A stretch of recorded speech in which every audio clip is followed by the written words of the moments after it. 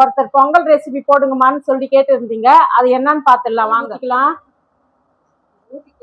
எண்ணெய் ஊற்றிக்கலாம். சீரகம் ஒரு ஸ்பூன் போட்டுக்கலாம். மிளகு ஒரு அரை ஸ்பூன் போட்டுக்கலாம். முந்திரி பருப்பு ஒரு 15 உடச்சி போட்டுக்கலாம். சின்ன துண்டு துருவி போட்டுக்கலாம்.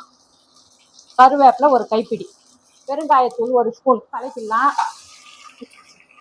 எல்லாம் போட்டு கலக்கிடலாம். 2 அழகு பச்சரிசி, 1/2 அழகு பைத்தம்பருப்பு போட்டு ஊற வச்சு நல்லா கழுவி வச்சிருக்கிறேன். அதையும் இதுலயே போட்டுக்கலாம். இதுலயே நல்லா எண்ணெயும் அரிசியும் மிக்ஸ் ஆகிற மாதிரி நல்லா கலக்கிக்கலாம். வறுக்கிற மாதிரி கலக்கணும். தேவையான உப்பு, 2 அழகு அரிசியும் பருப்பு இருக்குது, அதுக்கு ஒரு 7 அழகு வர மாதிரி தண்ணி ஊற்றிக்கிறேன். இது வந்து மஞ்சள் பொடி போடலாமா, நெய்யோட கலர். அது விசில் வரணுமா. 5 விசில் வந்த பிறகு, விசில் அடங்கின பிறகு ஓப்பன் பண்ணா பொங்கல் ரெடி ஆயிடும். ரெடி ஆயிடுச்சு. சூப்பரா அப்படி ஒரு வாசனையோட பொங்கல்.